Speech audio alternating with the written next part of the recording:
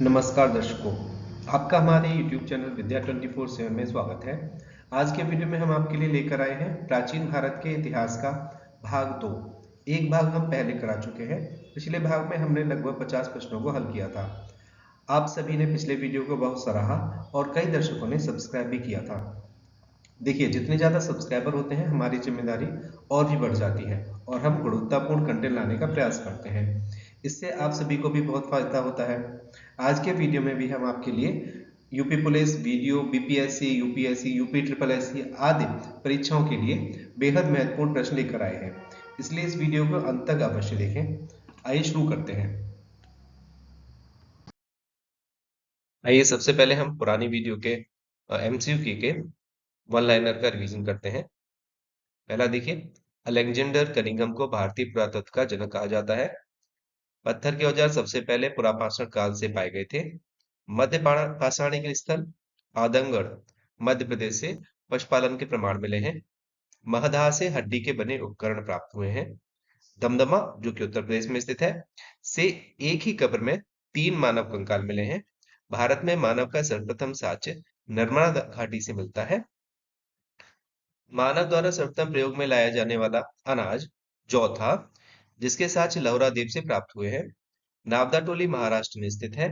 राख का टीला नवपाषाणिक जो स्थल है संगनकल्लू कर्नाटक से संबंधित है। भीमबेटका की गुफाएं मध्य प्रदेश के रायसेन जिले में स्थित है। बुर्जहोम से मानव कंकाल के साथ कुत्ते का भी कंकाल के संवादन से प्राप्त हुआ है। गर्तावास के साथ बुर्जहोम से प्राप्त हुए हैं। आगे भारतीय पुरातत्व सर्वेक्षण संस्कृति मंत्रालय का एक संलग्न कार्यालय है। राष्ट्रीय मानव संग्रहालय भोपाल में स्थित है। मोहनजोदड़ो सिंधु नदी के किनारे पर स्थित है। इसका स्थानीय नाम मृतकों का टीला है। सिंधु घाटी सभ्यता में कालीबंगा मिट्टी के पात्र के लिए प्रसिद्ध है। सिंधु जो अर्थव्यवस्था थी व्यापार पर आधारित थी। इस सभ्यता की महत्वपूर्ण रचना नृत्य करती हुई बालिका की मूर्ति है। हड़प्पा सभ्यता एक कांस्ययुगीन सभ्यता है। सिंधु सभ्यता अनार्य सभ्यता थी, यानी आर्य सभ्यता नहीं थी, क्योंकि यह एक शहरी सभ्यता थी। आर्य सभ्यता एक शहरी सभ्यता नहीं थी, ग्रामीण सभ्यता थी। और सिंधु सभ्यता एक शहरी सभ्यता थी। हड़प्पा वर्तमान पाकिस्तान में स्थित है। इसके विस्तृत एमसीक्यू पढ़ने के लिए हमारे पिछले वीडियो को देख लें। जिस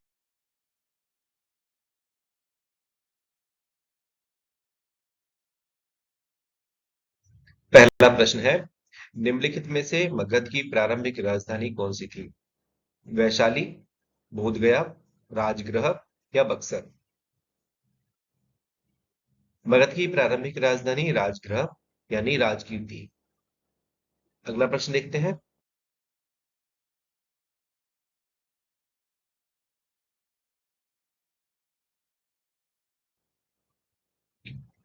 निम्नलिखित में से है किस क्षेत्र की जनजाति थी? मगध, कोसल, मत्स्य या अवंती? इस प्रश्न का सही उत्तर है विकल्प डी, अवंती। है अवंती क्षेत्र की जनजाति थी। अगला प्रश्न देखते हैं।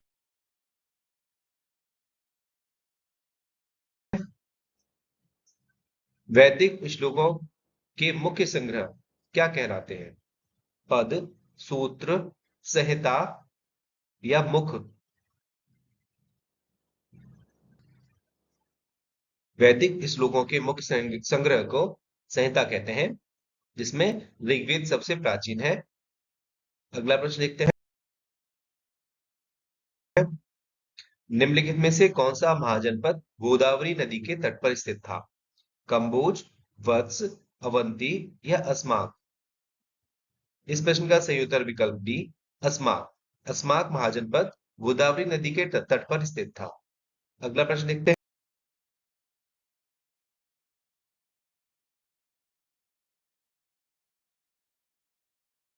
हैं। वैशाली निम्नलिखित में से किस महाजनपद की राजधानी थी? वज्जी, कोसल, काशी या मगध? इस प्रश्न का सही उत्तर है विकल्प ए, वज्जी। वज्जी की राजधानी वैशाली थी। कोसल इसकी राजधानी क्या थी? श्रावस्ती। काशी की राजधानी वाराणसी और मगध की राजधानी पाटलिपुत्र। अगला प्रश्न देखते हैं। वैदिक काल में 8 प्रकार के विवाह होते थे। उनमें से कौन सा विवाह प्रेम विवाह है?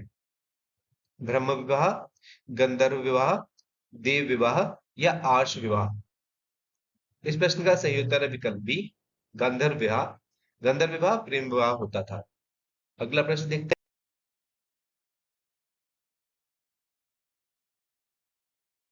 हैं।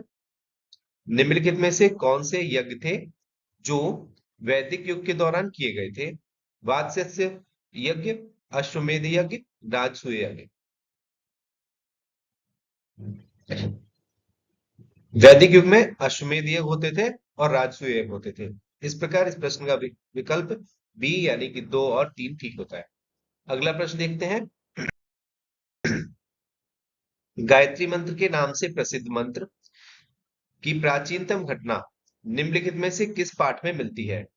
भगवत गीता, अथर्ववेद, ऋग्वेद या मनुस्मृति? इस प्रश्न का सही उत्तर विकल्प सी, ऋग्वेद। गायत्री मंत्र को पहली बार ऋग्वेद में दर्ज किया गया था और लगभग 2500 से 3500 साल पहले संस्कृत में इसे लिखा गया था। अगला प्रश्न देखते हैं। ऋग्वेद की अधिकांश सभ्यताएं किस नदी के पास स्थित थी? नर्मदा, सरस्वती, गंगा या गोदावरी? ऋग्वेद की अधिकांश सभ्यताएं सरस्वती नदी के पास स्थित थी, इसलिए इस प्रश्न का विकल्प बी ठीक होता है। देखिए, सिंधु नदी जो थी, प्राचीन काल में सिंधु नदी का नाम सिंधु ही था। एक अभी जो झेलम है, जिसे हम झेलम बोलते हैं, इसका प्राचीन नाम वितस्ता था।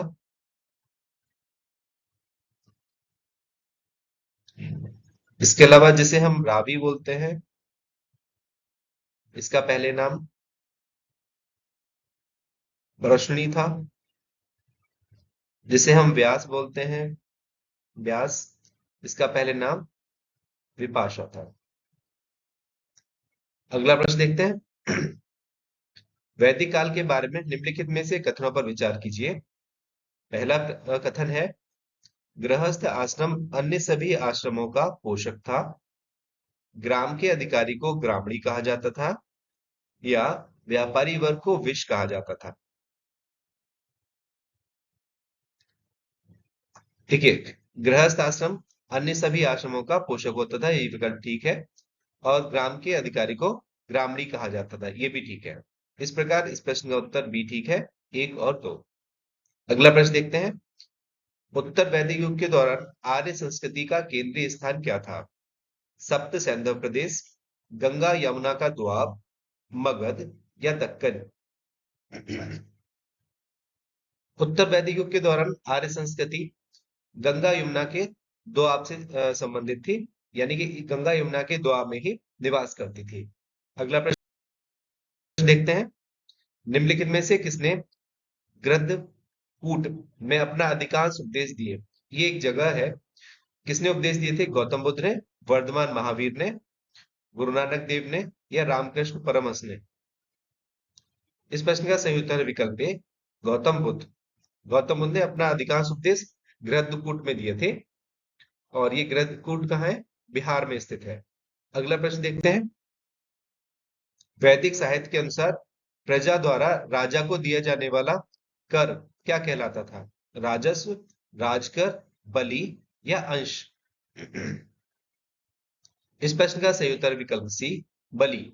वैदिक साहित्य में जो दिया गया है उसमें ये बताया है कि प्रजा जो राजा को कर देती थी उसे बलि कहा जाता था। और ये कृषि का कितना होता था? 1/6 भाग होता था, या मवेशी होते थे कुछ। अगला प्रश्न देखते हैं। प्रारंभिक वैदिक काल में वज्रपति कौन था?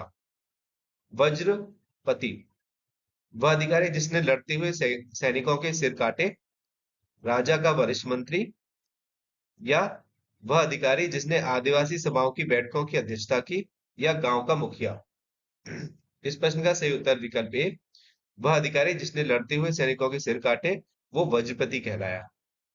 अगला प्रश्न देखते हैं। नीचे दिए गए विकल्पों में से वैदिक काल या संस्कृति के बारे में सही जानकारी देने वाले विकल्प का पहचान कीजिए। प्रारंभिक वैदिक युग 1500 ईसा पूर्व से 1000 ईसा पूर्व तक चला था। वैदिक काल का सबसे पुराना ग्रंथ ऋग्वेद था।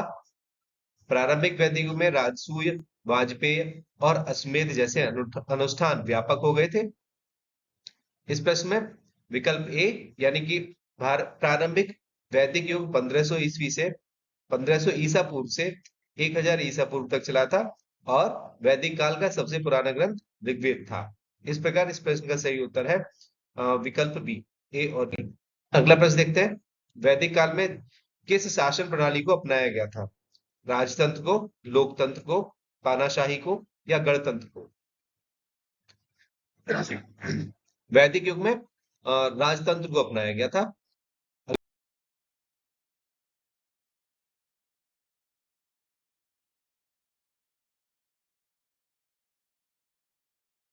अगला प्रश्न देखते हैं। महायान बौद्ध धर्म की आरंभिक मान्यताओं में से किन कारणों से भिन्न था? इसमें बुद्ध की उपस्थिति संकेतों द्वारा दर्शाई गई थी। इसमें बोधिसत्व एकांतवास में रहते थे। इसमें बुद्ध की प्रतिमाएं बनाई गई थी। बोधिसत्व अन्य लोगों को शिक्षा देने के लिए सांसारिक परिवेश में रम गए थे।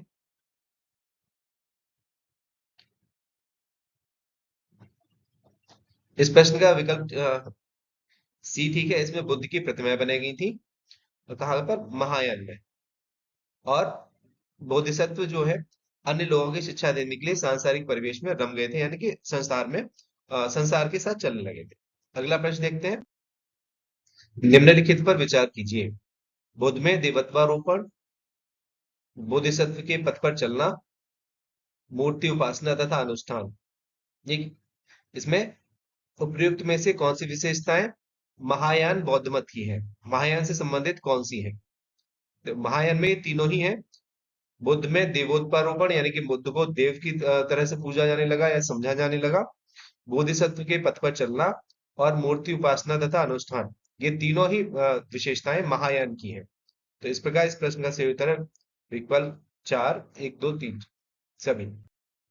बुद्ध धर्म की निम्नलिखित विशेषताओं में से कौन सी एक इसे जैन धर्म से भिन्न करती है? अत्यधिक सुख और आत्मनिग्रह दोनों का तिरस्कार, सभी प्राणियों के प्रति अहिंसा की अभिवृत्ति, वेदों की सत्ता को अस्वीकार करना, कर्म की प्रभावशीलता में विश्वास। इस प्रश्न का सही उत्तर है विकल्प ए, अत्यधिक सुख और आत्मनिग्रह दोनों का तिरस्कार करना। अगला प्रश्न देखते हैं। बुद्ध ने इच्छाओं तृष्णाओं की प्यास को क्या बताया? पिपासा, तृष्णा, तन्हा या तीव्र इच्छा, प्रबल इच्छा। इस प्रश्न का सही उत्तर है विकल्प सी, तन्हा। अगला प्रश्न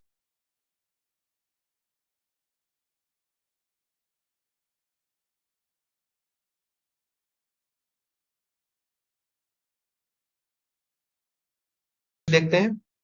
बौद्ध धर्म के अनुसार 4 आर्य सत्यों के रूप में जाने जाने वाली केंद्रीय शिक्षा क्या है? सुख का सत्य, सुख के कारण का सत्य, सुख के निरोध का सत्य या सुख के निरोध के मार्ग का सत्य। दुख का सत्य, दुख के कारण का सत्य, दुख के निरोध का सत्य, दुख के निरोध के मार्ग का सत्य। प्रेम का सत्य, प्रेम के कारण का सत्य, प्रेम के अंत का सत्य, प्रेम के अंत के मार्ग का सत्य। या फिर ज्ञानोदय का सत्य, ज्ञानोदय के कारण का सत्य, ज्ञानोदय की समाप्ति का सत्य और ज्ञानोदय के समस्त समाप्ति मार्ग का सत्य। इस प्रश्न का सही उत्तर है विकल्प बी, दुख का सत्य, दुख के कारण का सत्य, दुख के निरोध का सत्य, दुख के निरोध के मार्ग का सत्य। अगला प्रश्न। बौद्ध दर्शन के अनुसार मुक्ति के अंतिम 5 मार्ग को क्रमानुसार व्यवस्थित कीजिए। इसमें सबसे पहले आता है सम्यक कर्मणता, इसको नंबर 1 डाल दिया। इसके बाद आता है सम्यक जीव, इसके बाद आता है सम्यक व्यायाम, इसके बाद आता है सम्यक स्मृति और अंत में आता है सम्यक समाधि। तो सबसे पहले ई तो सभी में है। इसके बाद सम्यक जीव यानी कि डी, तो इसी से हमारा विकल्प सी ठीक हो जाता है। अगला प्रश्न देखते हैं। गौतम बुद्ध ने किस स्मारक से दुनिया को बौद्ध धर्म के अपने दिव्य ज्ञान का प्रचार किया? हुमायूं का मकबरा, महाबोधि मंदिर परिसर, कुतुब मीनार या लाल किला परिसर? इस प्रश्न का सही उत्तर है विकल्प बी, महाबोधि मंदिर परिसर। अगला प्रश्न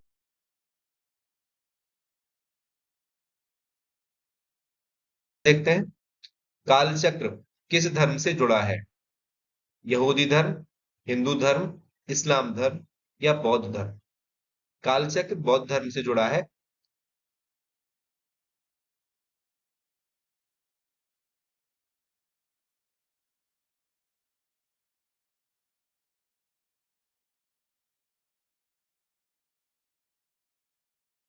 अगला प्रश्न देखते हैं। निम्नलिखित में से किसने अष्टांगिक मार्ग के दर्शन को प्रतिपादित किया था? शंकराचार्य, महावीर स्वामी, रामानुज, गौतम बुद्ध? इस प्रश्न का सही उत्तर है विकल्प डी, गौतम बुद्ध। देखिए, बौद्ध धर्म से संबंधित और भी जानकारियां या तथ्य हम किसी एक वीडियो में लेकर आएंगे आपके लिए। ये सब एमसीक्यू है, शॉर्ट में करते हैं। अगला प्रश्न देखते हैं।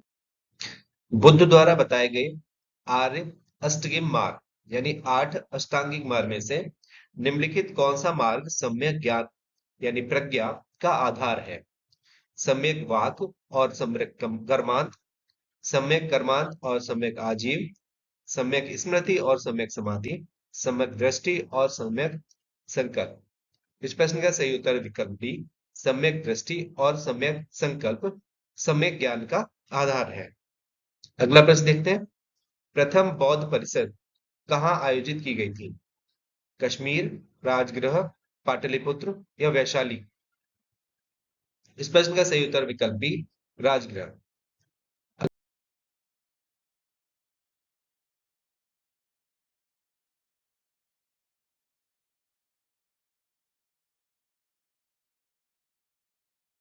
अगला प्रश्न देखते हैं।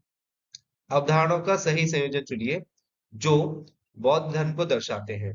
बौद्ध धर्म में अनेकांतवाद है, वैभाषिक है, पबजा प्रथा है, संस्कार है, स्वतांत्रिक है या स्वाद स्यायवाद है, स्यायतवाद है?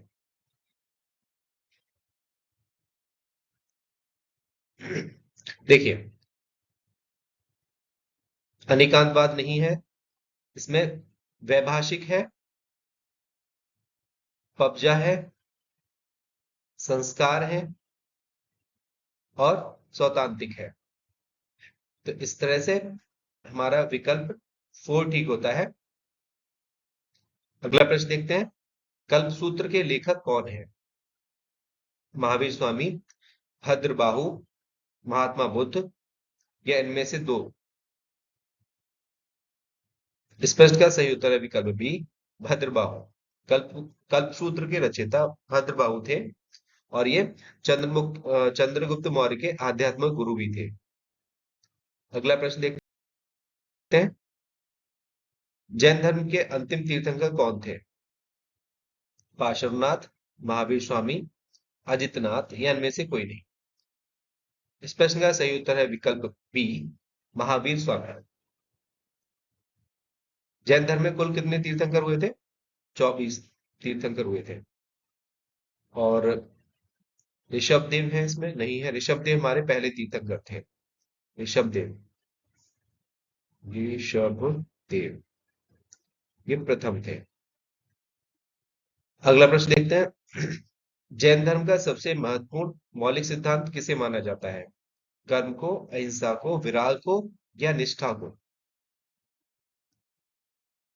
जैन धर्म में सबसे महत्वपूर्ण मौलिक सिद्धांत अहिंसा को माना जाता है। अगला प्रश्न।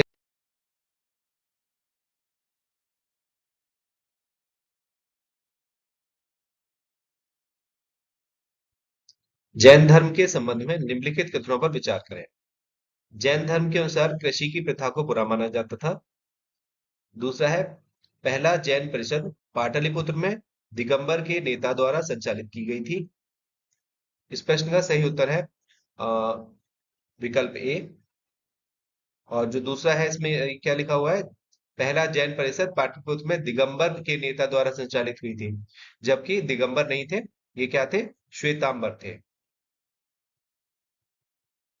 और उनका नाम था स्थूल बाहु।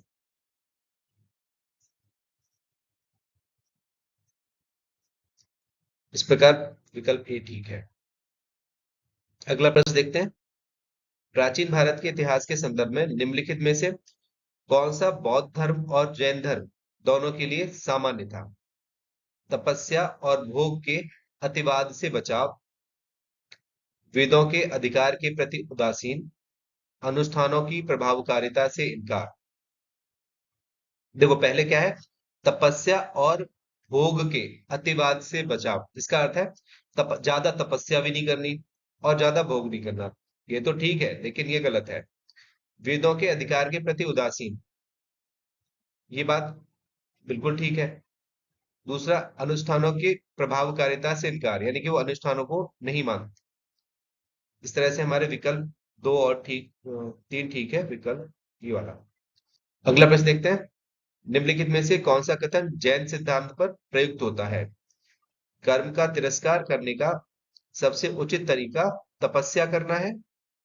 प्रत्येक वस्तु, यहां तक कि सबसे छोटे कण कण में एक आत्मा होती है। कर्म आत्मा का अभिशाप है और इसे समाप्त होना चाहिए। जैन धर्म के सिद्धांत से संबंधित ये तीनों ही कथन ठीक है। अगला प्रश्न देखते हैं। निम्नलिखित में से कौन सा सिद्धांत जैन धर्म से संबंधित है? अनेकांतवाद, सर्व स्वास्थ्यवाद, शून्यवाद और शादवाद। इस प्रश्न का सही उत्तर है, देखो, अनेकांतवाद और स्यादवाद ये दोनों ही जैन धर्म से संबंधित है। इस तरह से इसका विकल्प ए ठीक है। अगला प्रश्न देखते हैं। जैन धर्म के विषय में निम्नलिखित में से कौन सा कथन सही है? जैन धर्म में सबसे महत्वपूर्ण विचार यह है कि संपूर्ण वृक्ष जीवांत है, यहां तक कि पत्थरों, चट्टानों और पानी में भी जीवन है। या फिर कर्म के चक्र से स्वयं को मुक्त करने के लिए वैराग्य और तपस्या की आवश्यकता होती है। ये दोनों ही ठीक है। जैन धर्म क्या मानता है कि संपूर्ण जो विश्व है वो जीवांत है। सभी जीव में, जितनी भी वस्तुएं विश्व में, सभी में जीवन है। चाहे पत्थर हो, चाहे चट्टान हो, चाहे पानी हो, सभी में जीवन है। इसके अलावा वो क्या कहते हैं, कर्म के चक्र से स्वयं को मुक्त करने के लिए वैराग्य और तपस्या की आवश्यकता होती है। वो कहते हैं कि एक समय में वैराग्य और तपस्या की भी आवश्यकता होती है। इस तरह से इसका विकल्प सी ठीक है। निम्नलिखित में से कौन सा एक युग्म सही नहीं है? इधर तीर्थंकर दे रखे हैं और इनके निर्माण स्थल दे रखे हैं। ऋषभनाथ अष्टपद, वासुपुय समेत शिखर, नेमिनाथ उज्जयंत, महावीर पावापुरी।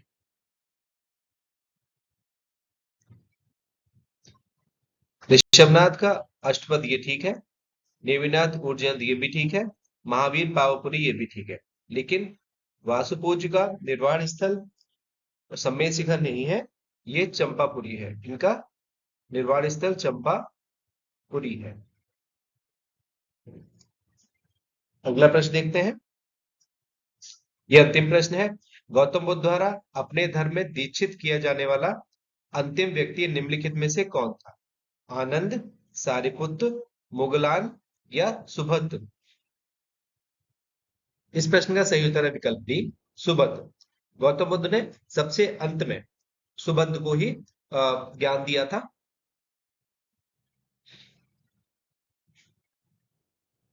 आज के लिए बस इतना ही। आगे आने वाले वीडियो में हम लगभग दो वीडियो और आएंगे प्राचीन भारत के इतिहास के, जिसमें हम कंप्लीट प्राचीन भारत के इतिहास को कर देंगे। इसके बाद आधुनिक इतिहास करेंगे, उसके बाद मध्यकालीन इतिहास करेंगे। इसके अलावा और भी सब्जेक्ट्स के वीडियो भी कोशिश कर रहे हैं हम जल्दी से जल्दी लाएं। आज की वीडियो से पहले हम प्राचीन भारत के इतिहास का भाग एक करा चुके हैं। आप इस भाग को अवश्य देख लें।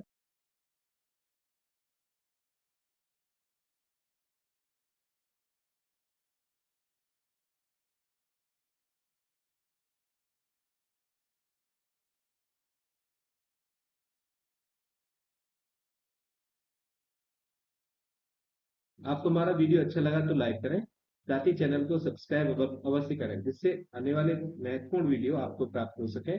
और वीडियो को अपने ग्रुप में शेयर अवश्य करें। धन्यवाद।